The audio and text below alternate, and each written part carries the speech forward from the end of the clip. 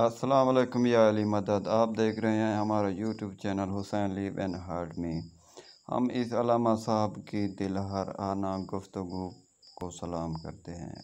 जियो उलमाए हक जिंदाबाद। डट के कह दिया कि भाई तकफीरियों तुम्हारी खैर नहीं, हम तुम्हें नहीं छोड़ेंगे। तकफीरियों का बिल मुतनाज़ा बिल है कि हम मसला इमामत के ऊपर यकीन रखते हैं।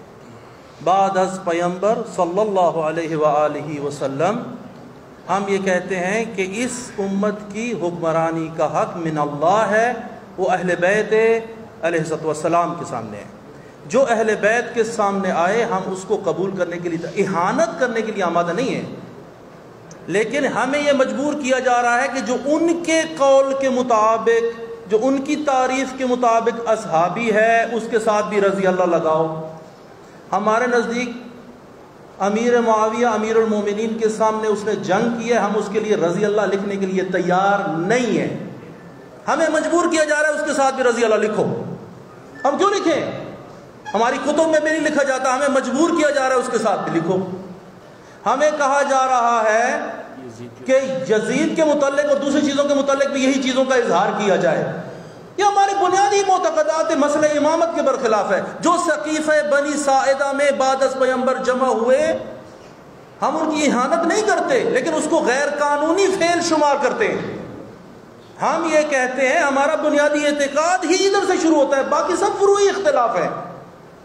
हम ये कह, और फिर अलैहिस्सलाम वाली जो बात आवाज सैयद लेकर आए हैं, ये बड़ी हसास बहस है, समझने की कोशिश करें आप लोग। क्यों हम अलैहिस्सलाम कहते हैं अहले बैत को? क्योंकि हम मासूम अनिल खता समझते हैं अमीरुल मोमिनीन को और 14 मासूमीन को। जिस तरह पैगंबरान को अलैहिस्सलाम कहते हैं, इसी वास्ते इनको अलैहिस्सलाम कहते हैं। रज़ी अल्लाह अन्हु, अल्लाह उनसे राजी हो जाए, यानी जायज़ुल इम्कान है वो। हम तो उनको यानी जायज़ुल खता समझते हैं, हम बिल्कुल जायज़ुल खता नहीं समझते इनको। हम ये कहते हैं खता अंजाम नहीं देते। तो जिस तरीके से हजरत यूसुफ, हजरत इब्राहीम और हजरत ईसा को अलैहिस्सलाम कहते हैं, इसी एतिकाद की बुनियाद पर हम हजरत अमीरुल मोमिनीन अली इब्न अबी तालिब अलैहिस्सलाम को अलैहिस्सलाम कहते हैं। फिर एक और मुसीबत जो इस कानून के अंदर है, आप जरा खोल के देखें कि इसकी शिक नंबर 8 या उस फलां के अंदर आया हुआ है कि जी आपने खलीफा राशिद कहना है फलां फलां और फलां को। भाई हम खलीफा राशिद नहीं समझते उनको। हमने वहदत के लिए, हम वजले से वहदत मुस्लिमीन हैं, हम वहदत मुस्लिमीन के लिए हमने एड़ी चोटी का जोर लगाया है। वहदत का मतलब मर्जर नहीं है कि हम अपना एतिकाद छोड़कर उनके एतिकाद के अंदर शामिल हो जाएं। हमारा अपना एतिकाद है, हमारी अपनी शनाख्त है, हम इहानत नहीं करेंगे, लेकिन अपने एतिकाद को भी हाथ से देने के लिए तैयार नहीं। ये बिल ही हमें कह रहा है कि जिनको तुम असहाब अपनी तारीफ के साथ नहीं समझते, उनको भी सहाबी रसूल लगाओ, आखिर में रज़ी अल्लाह भी लगाओ, और अपनी जितनी किताबें छपी हुई हैं वो सारी वापस ले लो। आप समझे तो सही है कितनी बड़ी मुसीबत है जो हमारे गर्दन पर डाली जा रही है। और उनको जिनको हम रज़ी अल्लाह नहीं समझते उनको भी रज़ी अल्लाह लिख दो, और जिनको हम अलैहिस्सलाम कहते हैं, क्यों कहते हैं? ये बुनियादी एतिकाद मैंने आपको बताया, इस बुनियाद पर उनके साथ भी रज़ी अल्लाह लगाओ। क्यों? हम पाकिस्तानी नहीं है, हम अपने एतिकादात की हिफाजत भी नहीं कर सकते। ये किसी से पूछे बगैर गुफ्तगू, किसी आलिम दीन से गुफ्तगू किए बगैर। देखिए आप इसमें एक और मुसीबत देखें कि इसमें अंदर लिखा है नबी की 4 डॉटर्स ऑफ प्रॉफिट मोहम्मद सल्लल्लाहु अलैहि वसल्लम। यानी इनडायरेक्टली हमसे मनवाया जा रहा है कि नबी की 4 बेटियां थी, हम नबी की 1 बेटी मानते हैं, बाकी रबाए में। ये हमसे यानी जिसे कहते हैं यानी जोरे से मनवाया जा रहा है हमसे। ये क्या गुफ्तगू है जो ये कर रहे हैं? ये मसला इंतहाई हसास है, ये गुफ्तगू इंतहाई हसास है। ये लगता है कि किसी तकफीरी शख्स ने ये ड्राफ्ट करके इनके हवाले किया है, और ये जो बेवकूफ हज़रात यहाँ से बैठे हुए असेंबली में उन्होंने यस करके इसको मंजूर भी कर लिया है। किसी आलिम दीन से कंसल्ट तक नहीं किया इन्होंने। और एक और चीज आप देखें, हम जितनी भी मजालिस है उसके अंदर हम इंतकाद करते हैं, बहस इमामत के ऊपर हम इंतकाद करते हैं।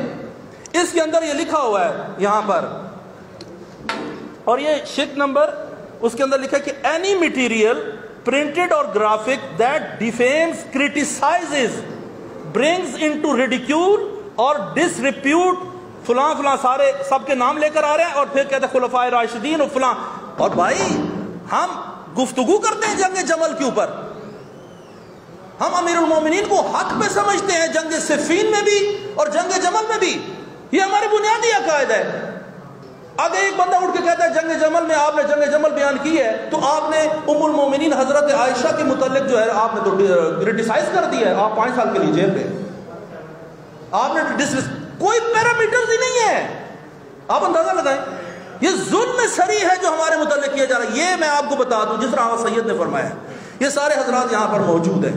یہ صرف مجلس وحدت مسلمین نہیں بول رہی، یہ پوری شیعہ قوم یہاں پر بول رہی ہے. ذاکر، خطیب، طلاب، مدارس دینیہ، سب جگہ جگہ پر پورے پاکستان سے یہ لوگ ہیں جو گفتگو کر رہے ہیں آپ سے. آپ ہمیں ایک جو ہے نا وہ نہ سمجھ لیں کہ ہم یہاں پر ایک تنظیم کے طور پر آئے ہیں. ہم سارے مومنین کی یہاں پر جو محبین اہل بیت وہاں پر ان کی ترجمانی کر رہے ہیں. یقین کیجئے ہم بڑی شدت سے اس بل کی ہم مخالفت کریں گے، اپنے سر لگا دیں گے اس کے اوپر. گورنر کیا، گورنر کا باپ بھی اس مسئلے کو قبول نہیں کر سکتا، یہ کسی صورت میں قبول نہیں ہوگا.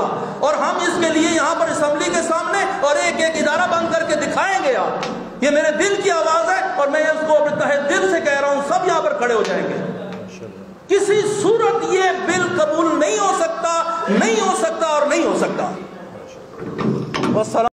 تکفیریوں تمہیں بھاگنے نہیں دیں گے. شیعہ نوجوانوں پہ پرچہ ہونا بھی شروع ہو چکے ہیں. اس لیے تو کہا جا رہا ہے یہ بل ایک متنازع بل ہے.